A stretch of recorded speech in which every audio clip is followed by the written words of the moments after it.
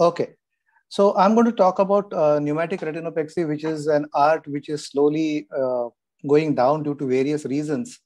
So it has actually been historically started in 1911 by Home, etc.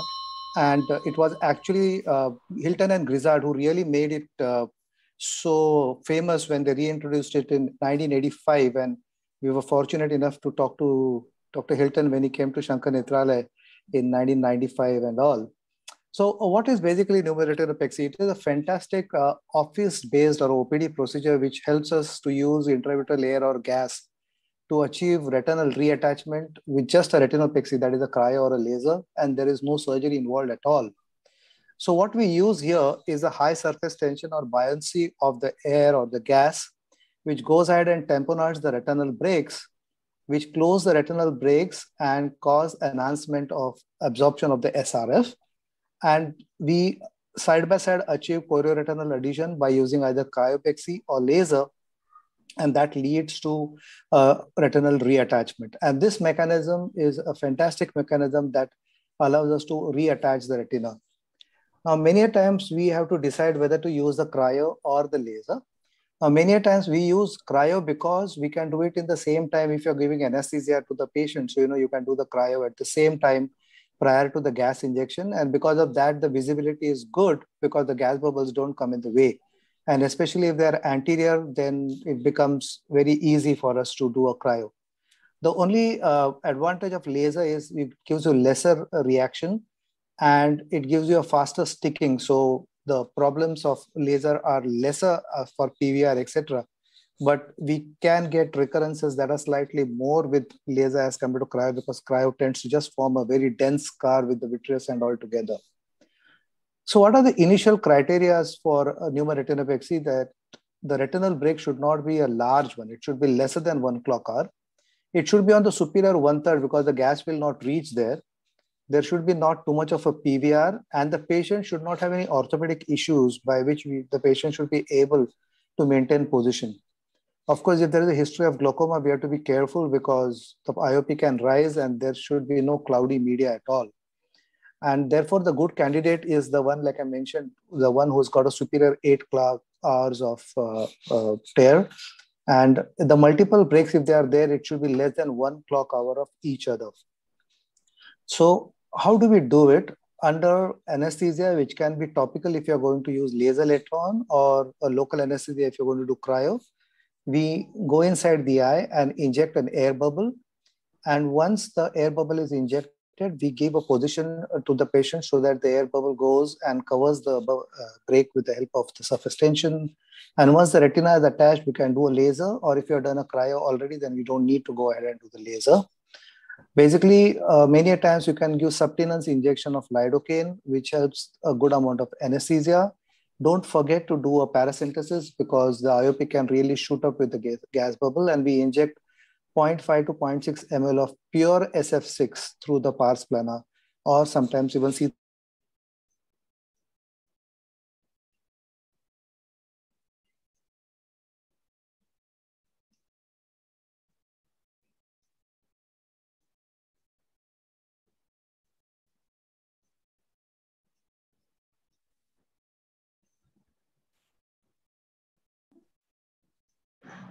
Is the presentation good?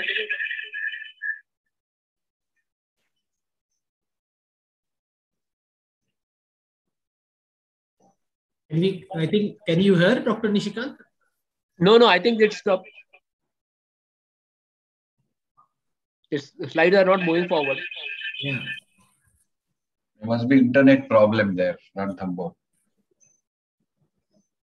I think we can call him. Let's see.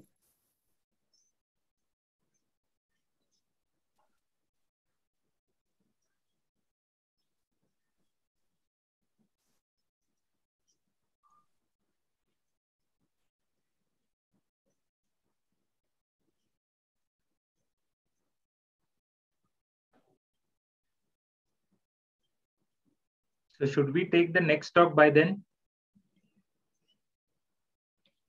Or we'll wait? Just talk to him if he's receiving the phone.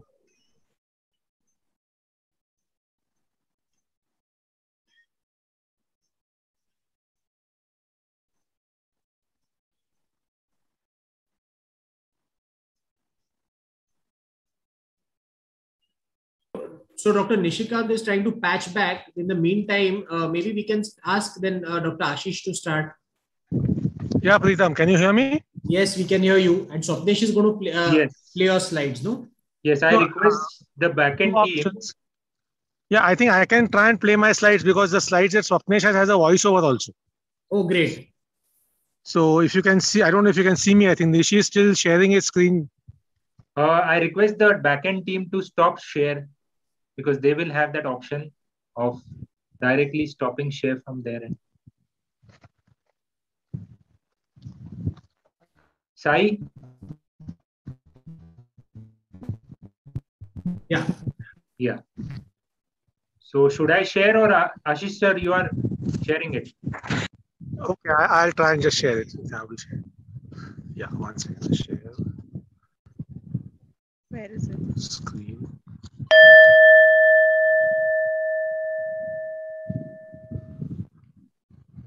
Without permission. Go back. No.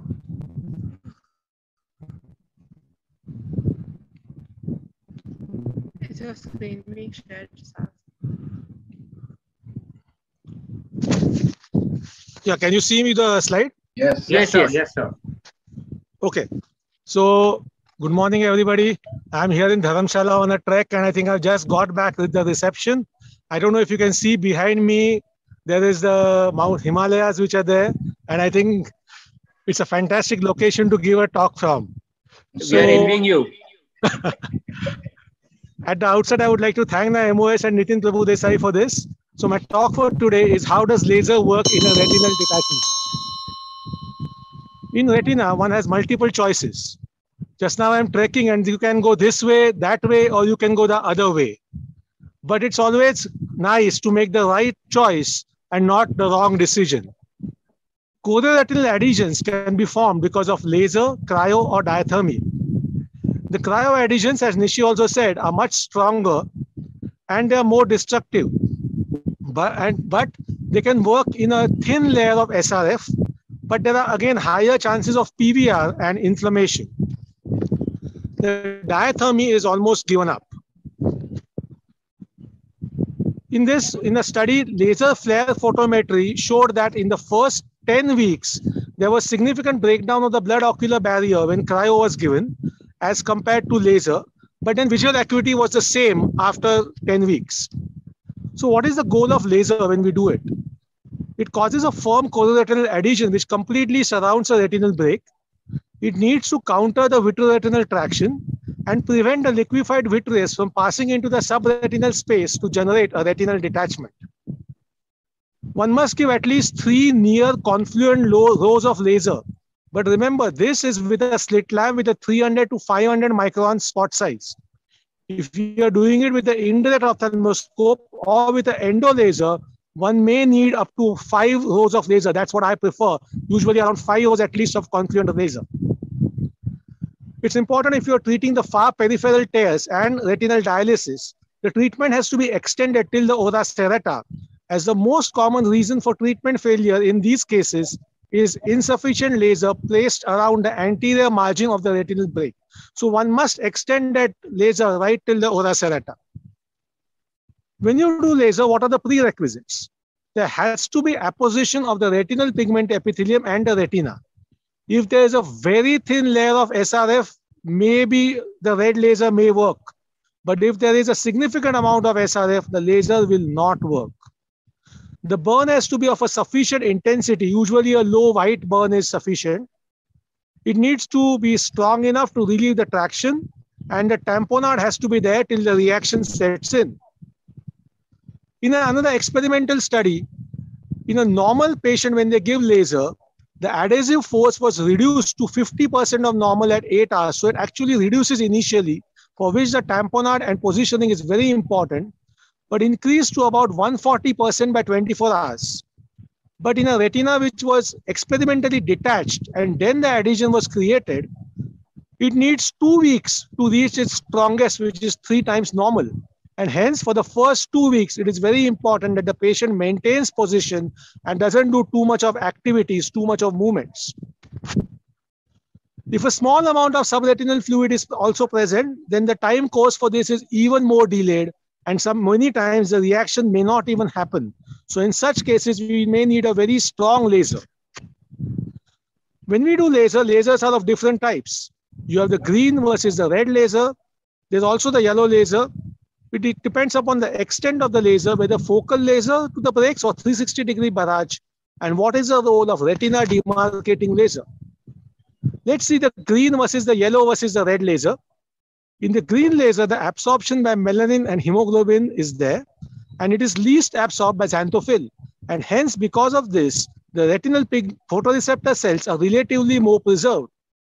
The red has better penetration through the media opacities and also can work in a thin layer of fluid, but it is more painful and difficult to titrate. Now, what is demarcation laser photocoagulation? Sometimes if patients have a very small subclinical retinal detachment, one can wall off the retinal detachment with laser and hence prevent a surgery. So for this, one needs a shallow, non-bullous detachment. It has to be stable, very often an inferior detachment with already some amount of demarcation lines present. It should be a relatively tense RD and no collocation seen, no bullous element seen. Because if a bullous element is present, lots of fluid is present, then demarcation will not work. In a study of macula sparing retinal detachment in teenagers, now these patients would not have had a posterior vitreous detachment. In most of the eyes, in 32 patients, there was very good results. However, in another study, Al Motassaeb et al. Found that 38.5% patients with symptomatic retinal detachments required intervention second to because of progression.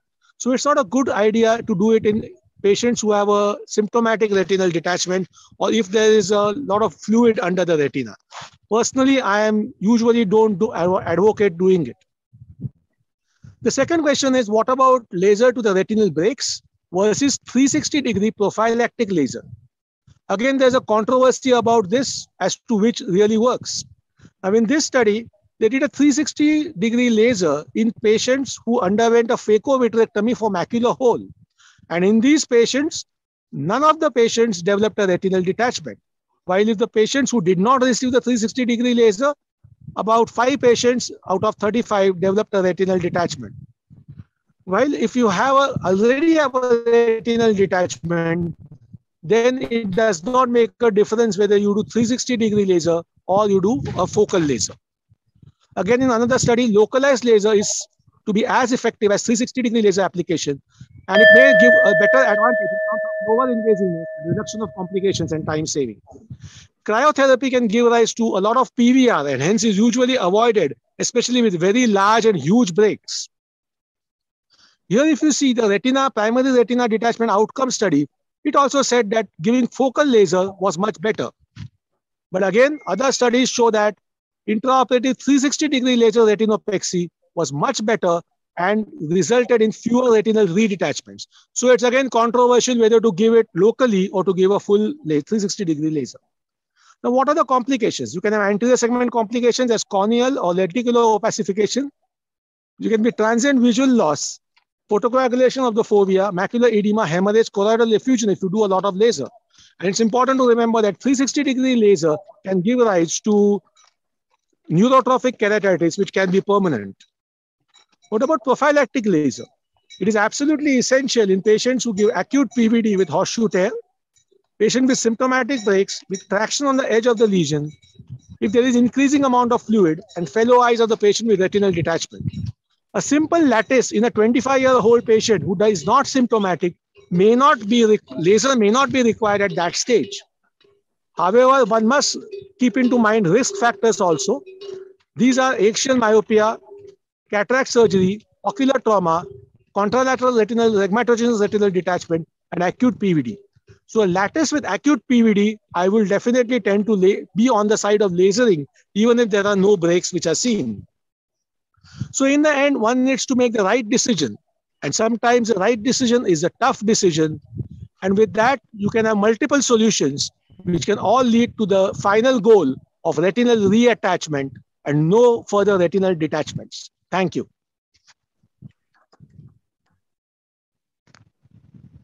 Excellent talk, Ashish.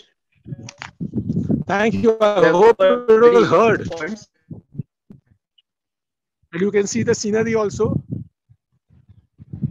Thank you. Yeah, Ashish, a very good talk. Any comments from Vatsal sir about laser photocoagulation?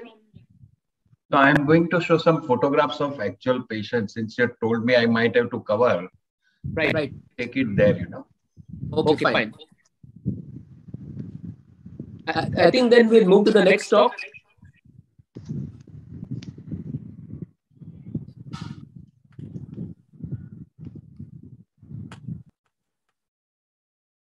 I think Ashish will have to Yeah, I'm trying to stop share. stop sharing. Yeah.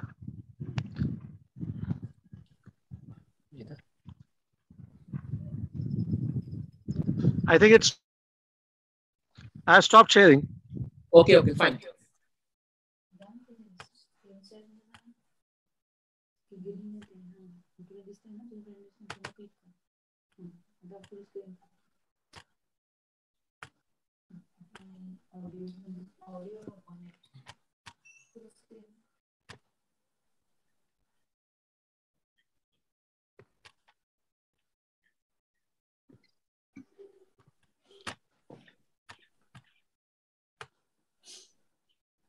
Can you see my screen now? Yes.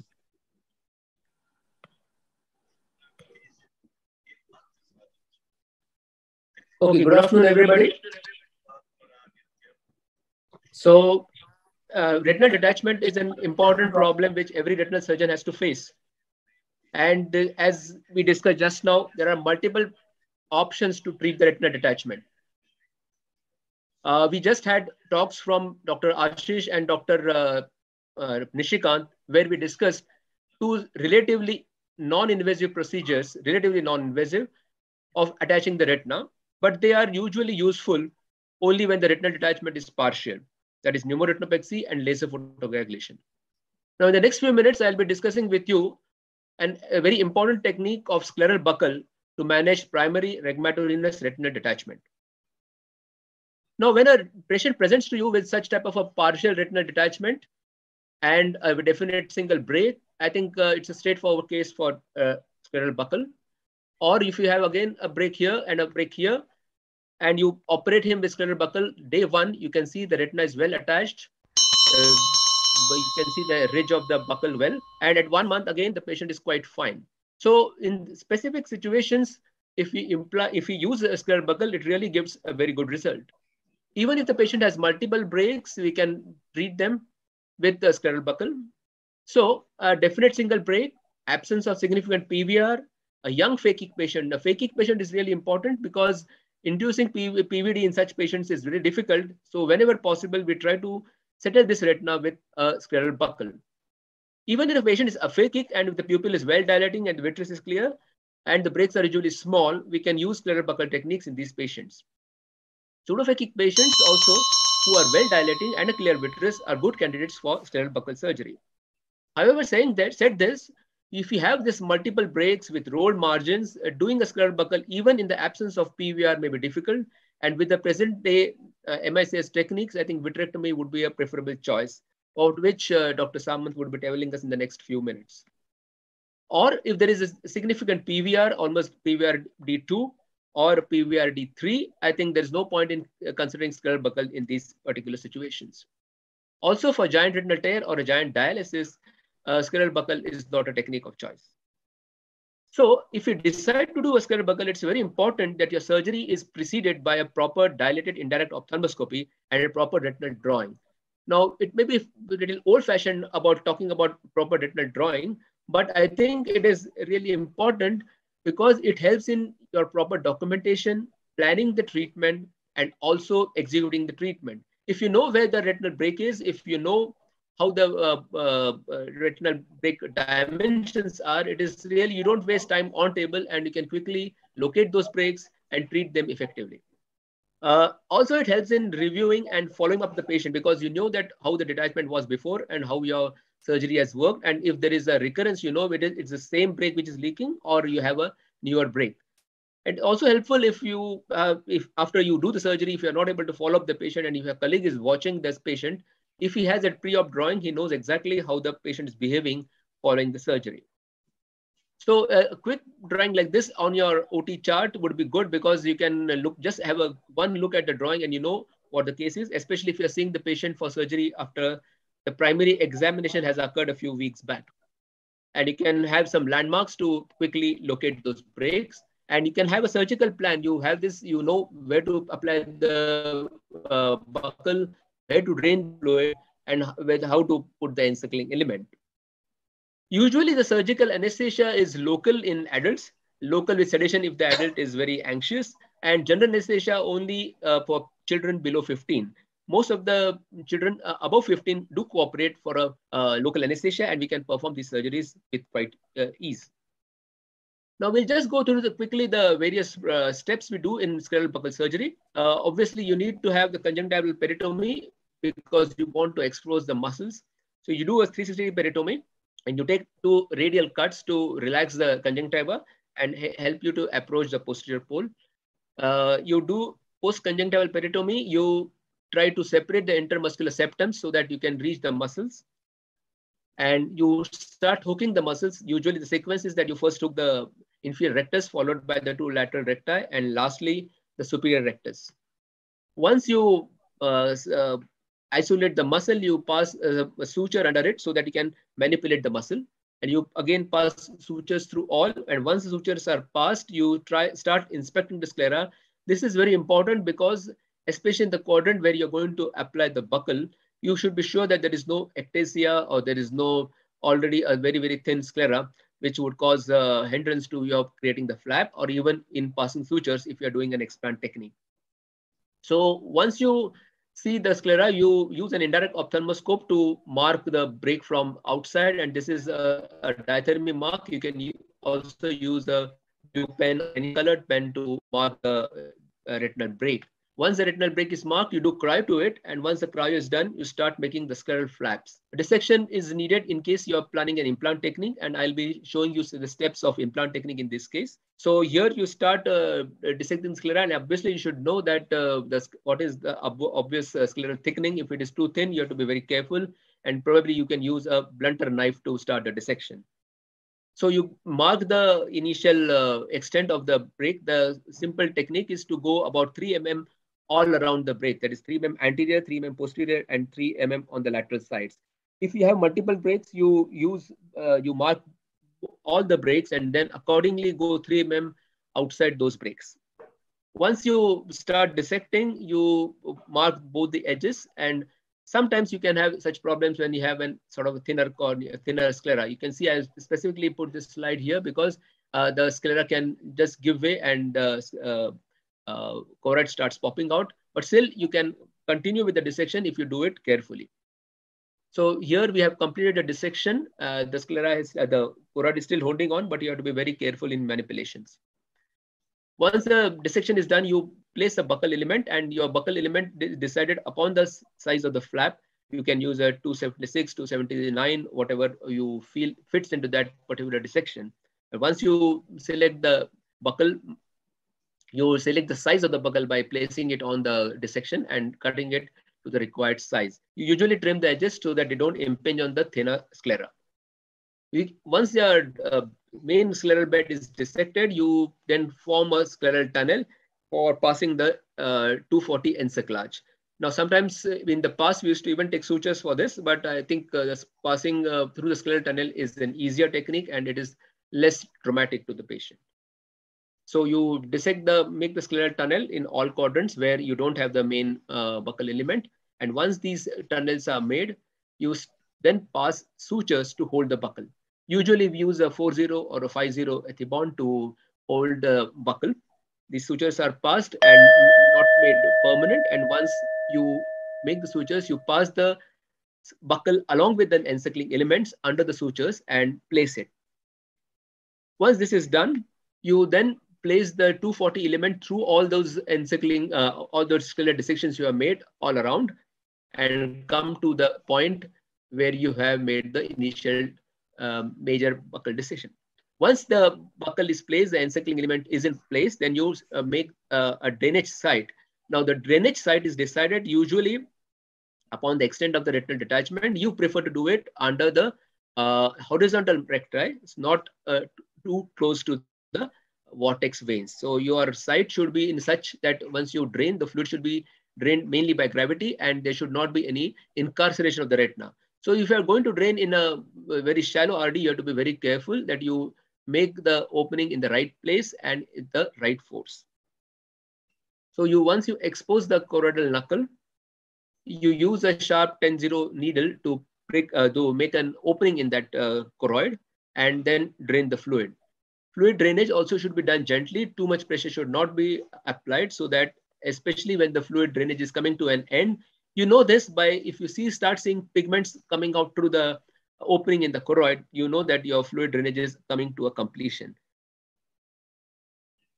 So once the drainage is complete, then you tighten up the scleral band and you tighten it adequately. So you should not create too much of an pressure on the eyeball. Once you tighten it, you check with the indirect ophthalmoscope about the adequacy of the scleral buckle, whether you have covered the breaks properly, whether the height of the buckle is adequate, and whether you are not caused too much of a pressure rise, because you have to check the optic nerve to see whether the optic nerve, the vessels are pulsating or not. If they are not pulsating, that means you know that your pressure is not too high.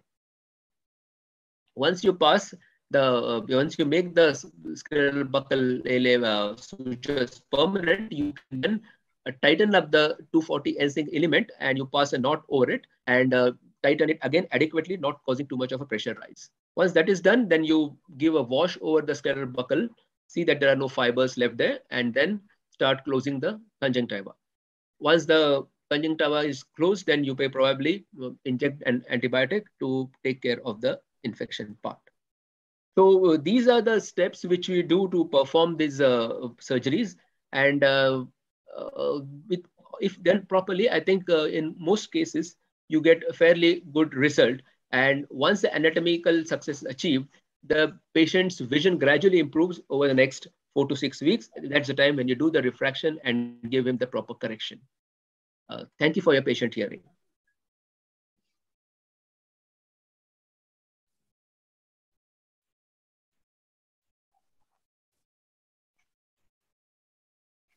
Okay, Preetham, I think you're next online. Any discussion on the scleral dissection points? Preetham, you have to add anything in your? I think you've covered it. So you've covered practically everything. Dr. Sasavade sir is here. Hello, Dr. Sasavade sir. Can I talk? Yeah, sure. Yes, sir. Excellent presentation.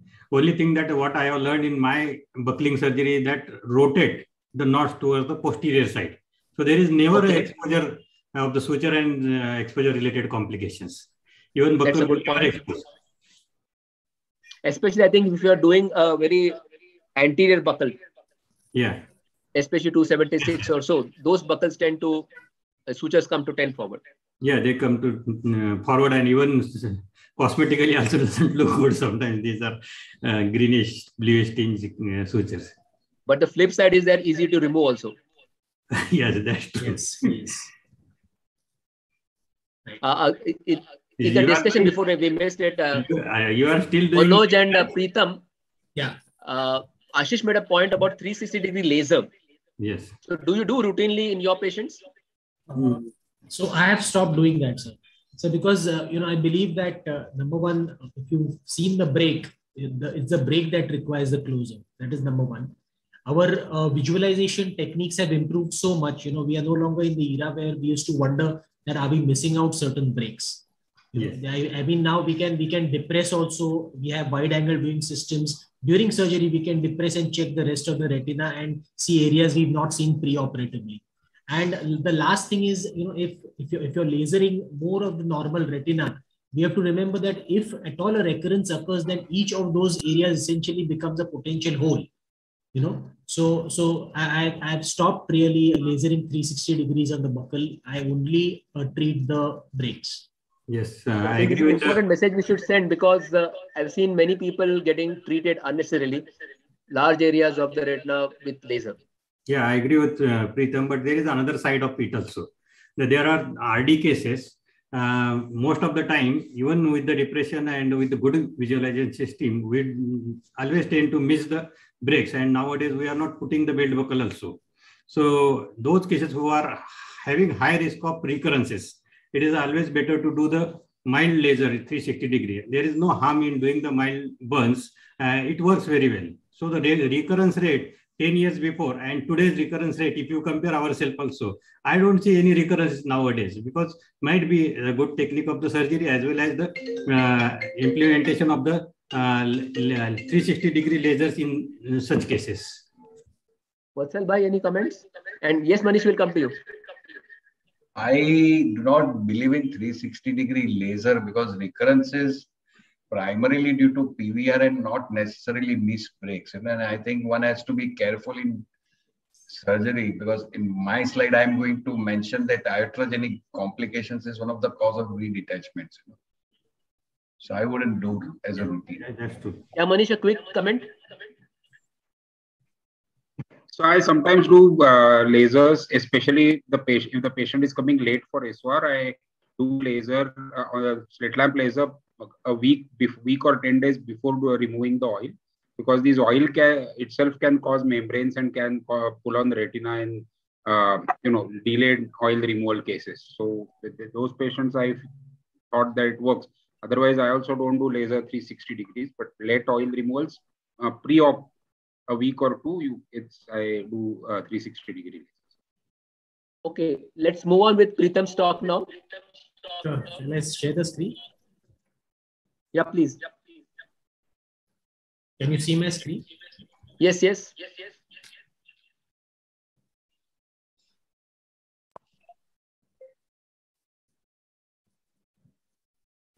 Yeah. So many thanks to Dr. Prabhu Desai for having us here on this instruction course. So I'm going to cover a large topic in a short time with some salient features, and that is principled and techniques of vitrectomy in retinal detachment. So, I'm going to, my presentation is in 3 parts. I hope everyone can hear me and see my slides. Yes, please. Yeah. So I'm going to speak about the indications, then go to the principles, and then speak about the modern vitrectomy techniques. So when do we prefer vitrectomy for retinal detachment? Dr. Prabhu Desai did mention in his talk that advanced PVR are those cases where where the vitreous is diseased and you would like to go inside the eye. Whenever there is RD, rhegmatogenous RD accompanied by, let's say, vitreous hemorrhage, macular hole, or say intraocular foreign body, a giant retinal tear, probably a dropped nucleus or a dislocated IOL, then obviously you have to go inside the eye, that is, do a vitrectomy. In the MIVS and the sutureless era, whether we like it or not, the incidence of surgeons doing buckling has definitely gone down. Whether it is, senior surgeons or junior surgeons, if you look back, I'm sure everyone will agree that their indications, their numbers of buckles have gone down. And especially for cases like, let's say, a localized superior RD with a single break, or a pseudophakic superior RD with a superior break, you can easily get away with sutureless vitrectomy, and the patient will be much more comfortable, will have early rehabilitation, can go back to work earlier. So it is debatable whether we should be doing our routine conventional scleral buckling or straight away do a vitrectomy in cases like these. So the principles is now the most important aspect of RD is PVD induction, and triamcinolone is a good agent that we've discovered in the past few years.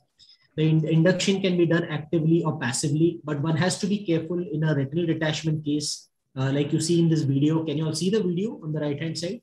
Yes, please. You can see how you can see the Weiss's ring, you can see the vitreous is detached here, but you can see the bullous RD underneath it. So one has to be extremely careful. And maybe once you start the vitrectomy, you can put a small bubble of PFCL and then remove the rest of the vitreous. One can also do a forceps-assisted PVD induction in case the suction doesn't work, especially for young retinal detachments. One must ensure complete vitrectomy when you're treating a retinal detachment. The rationale being that any residual vitreous will help the PVR, will help the proliferation of the PVR, and that will lead to a recurrence of RD.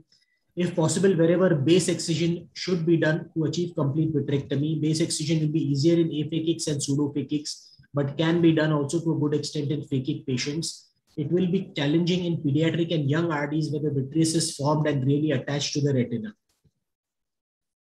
Then flattening and settling the retina. So the fluid air exchange which is done flattens the retina.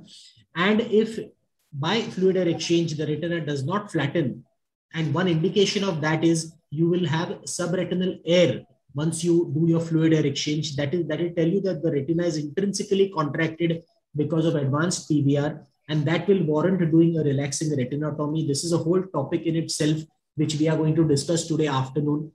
And, in those situations where, let's say there is, after doing fluid air exchange, you're left with a pocket of fluid near the optic nerve, there you really don't have to sweat or worry, because if your brake is attached, then this residual pocket of SRF is going. You don't have to worry about those residual pockets posteriorly. Next is doing endolaser and cryopexy to all the brakes, which is done under air or can be done under PFCL, and has to be done before inserting the tamponade. Now, when we look at tamponades, PFCL is a temporary tamponade that we use. It acts as the third surgical hands. It helps in doing vitrectomy without causing any iatrogenic breaks. It also helps in keeping the retina immobile. And as you can see here in this case, this is a large myope with a giant retinal tear. You can see there the entire retina on this side is rolled up. And after doing the initial core vitrectomy, PFCL bubble is put. You can see the PFCL bubble put on the posterior retina, and that has helped to roll this giant retinal flap back. And after doing lasering the edges of the flap, we then remove this PFCL while doing a PFCL oil exchange. You can see a PFCL oil exchange being done here, and the last part of the PFCL bubble being slowly, you can see the margin of the PFCL contracting and slowly coming into the flute needle while oil is being injected from the top. So PFCL has really made life easy and has achieved better results in vitreoretinal surgery. You can see the laser marks on the GRT. And then there is this intraocular gas and silicone oil tamponade, which we use for tamponade, which has to be accompanied by prone position post-operatively. The next important principle of vitrectomy is whether to put an encerclage or not to put an encerclage. So there, I usually keep one dictum, that is where in those situations where I'm not happy with the amount of vitrectomy I've done, like let's say in phakic RDs or probably young or pediatric RDs, in those situations, probably I would use an encerclage. In those situations where there is advanced PVR and the retina is stiff, although I've managed to settle it, I'm not sure that the RD will recur. Those cases, I'll put an encerclage. Probably inferior breaks, because we all know that there will potentially be a layer of fluid between the oil and the inferior retina. Those situations, I would probably put an encerclage. How has modern vitrectomy changed vitreous surgery? Well, you can see here in this video, this is a video of a vitrectomy which I'm doing way back in 2014. It's a 20 gauge vitrectomy, and you can see how I'm trying to clear the vitreous popping out of the sclerotomy here. This procedure was called as a toilet of the vitrectomy site, and it was important to do this because otherwise you would have the retina falling into this port and you would end up with iatrogenic breaks. So this free flowing with sclerotomy was a concept that time.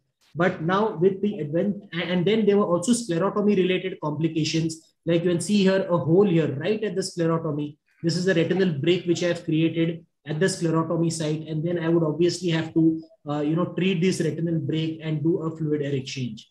But the other problem which our trocar cannula system also prevents is inadvertent ocular hypotomy.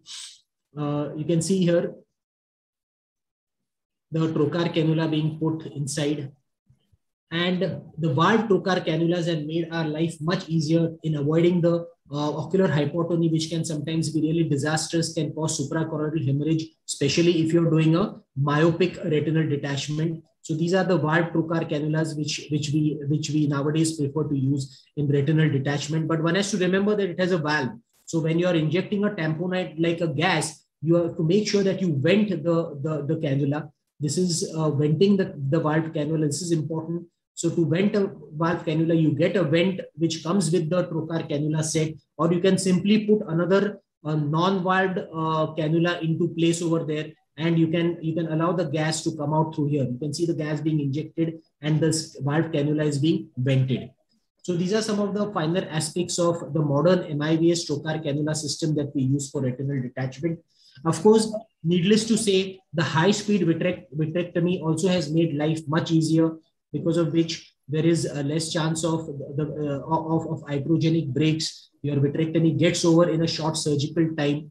The concept of duty cycle also has changed things. So duty cycle is essentially where the rate of cutting is altered, keeping the cutting rate same.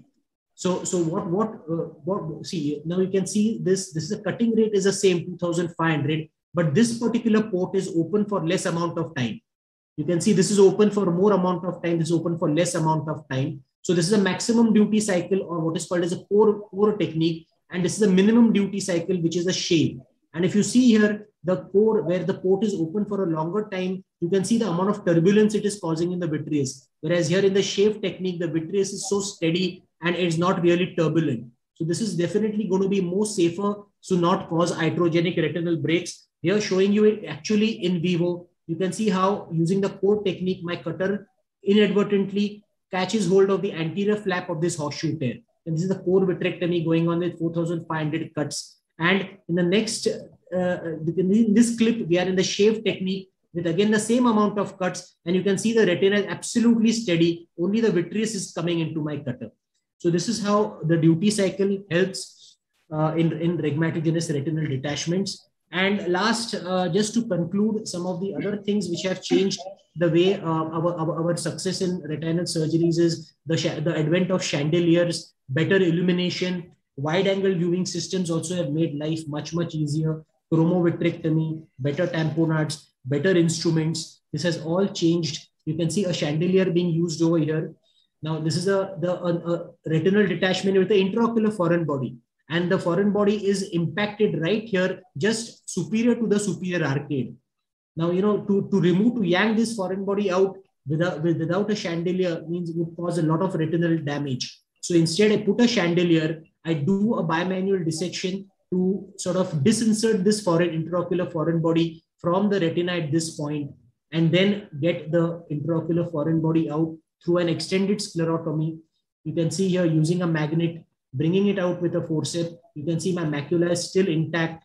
The foreign body comes out, and then I repair the rest of the retina. You can see this patient is still phakic.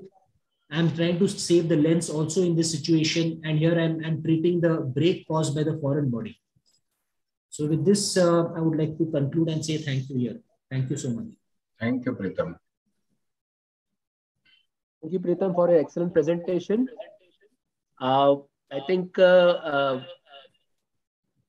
have covered all the points, so there's not much more to be said. Anyway, Manoj, with your practical experience, anything to add? Nothing to add. Preetham has shown all the Steve charts, which we all learned in the book in the 2 dimensions.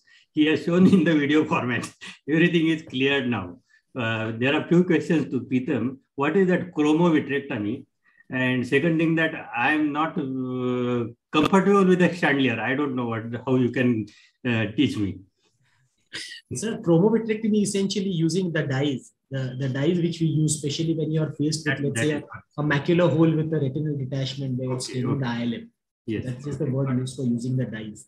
Yes. And chandeliers per se, so chandeliers I would probably in those situations, you know, where you have impacted intraocular foreign bodies, or probably where you have to dealing with combined retinal detachments like diabetic retinal detachments, where you require bimanual dissection of these membranes. I think these are the situations where you would use chandeliers. In a routine rhegmatogenous RD, I think you could still get away without chandeliers. Yeah, any special precaution or technique is there for chandelier? So I usually, insert the chandeliers just adjacent to the 12 o'clock or the 6 o'clock position. So what happens is, you can, and I usually put 2 cannulas, one at superior and one inferior. So you can even change the position of the chandeliers intraoperatively. because depending on where it is casting a shadow and where it is into the, the dark side of the instruments. So, you can do that way. And otherwise, I think it's fantastic to do a bimanual dissection with the help of shunt delays. Okay, thank you. Thank you. Okay. Let's ask Dr. Vatsal sir to start his talk, please. Yes, I'll share the screen.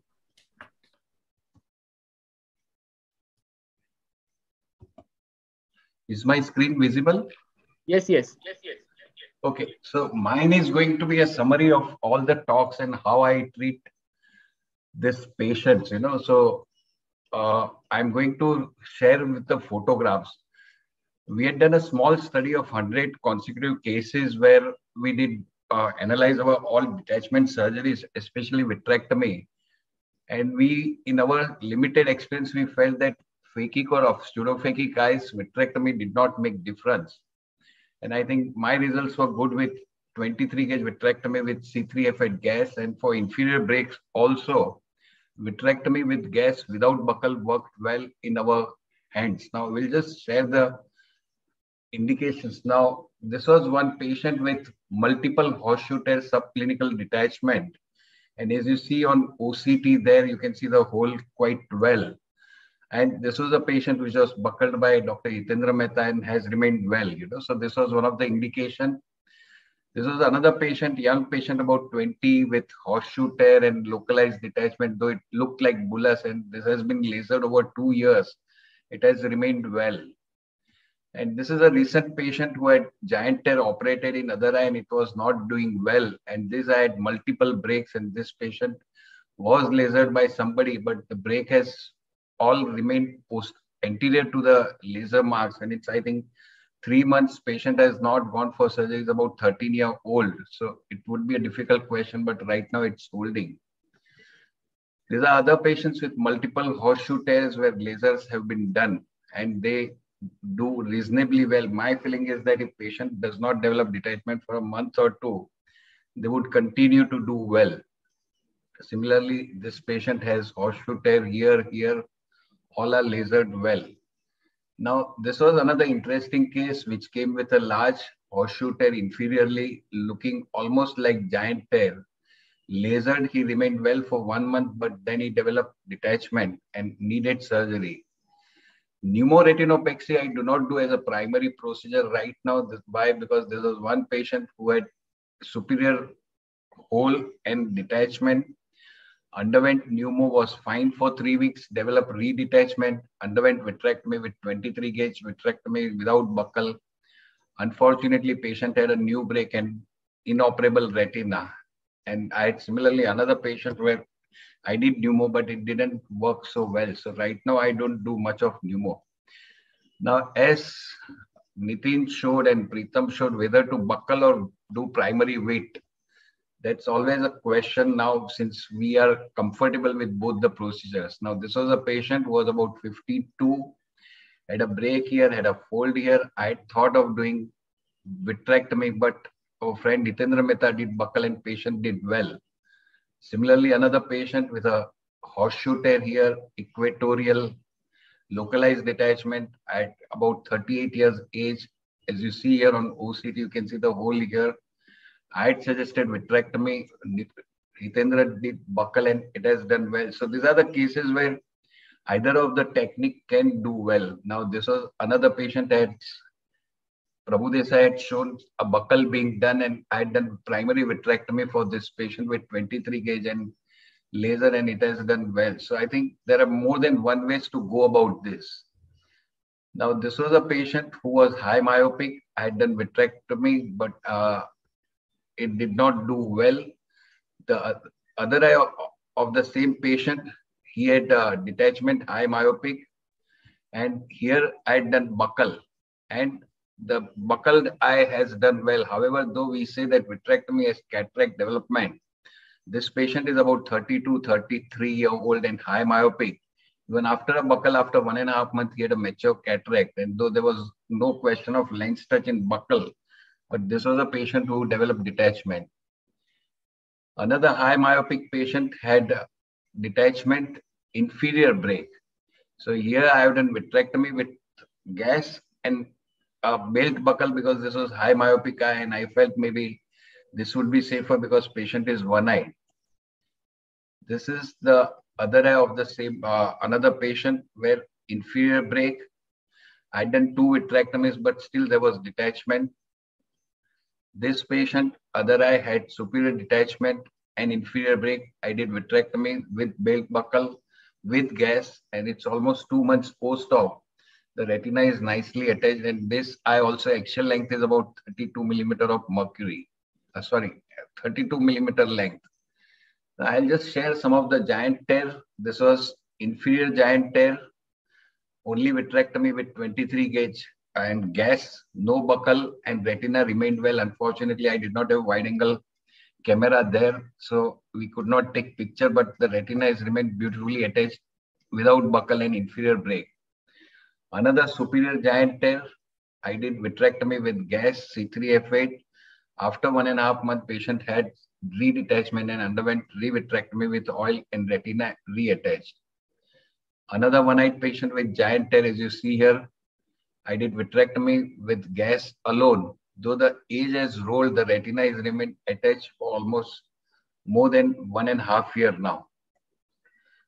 Now, this is an interesting case, giant tear, as you see here, almost 120-degree giant tear, vitrectomy with 23 gauge and C3F8, a good laser. The retina remained attached for almost 1.5 months, had inferior detachment, as you see here.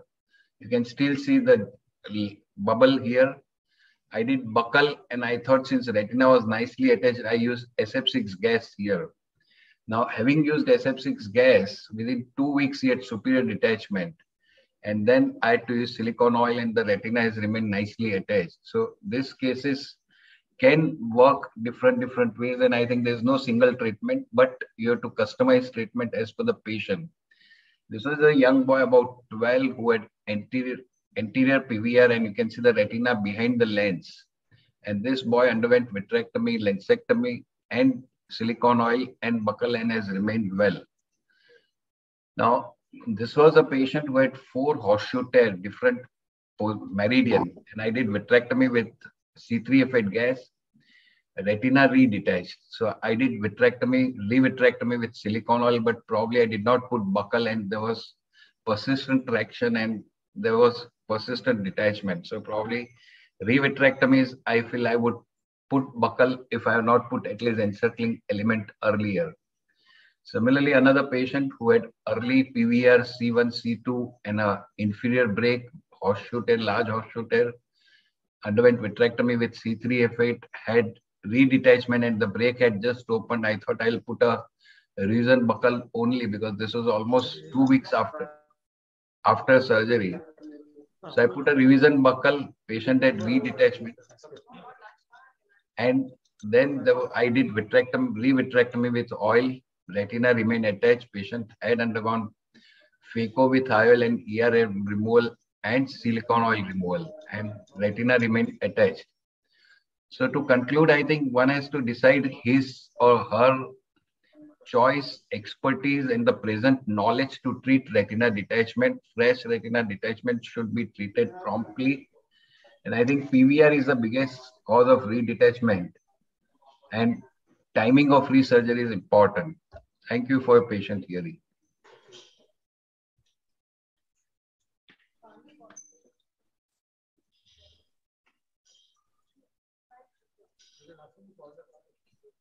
Thank you, Dr. Vatsal, for an excellent coverage of the topic.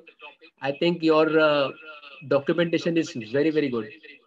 I think we just had to say we just learn from your cases. And I think I'm also very happy that you're very frank about your cases. You have treated redetachments, and you have been very, very nice to just share them with us. Thank you. I think, Pritam, can we conclude because we are already late? Yeah. I think we should conclude so that, the next, because we have to pass on the session. Yeah, so I think I'm the co-chairman for the next session, so I'm here only. Yes. Thank you, sir. Thank you, everyone, for a very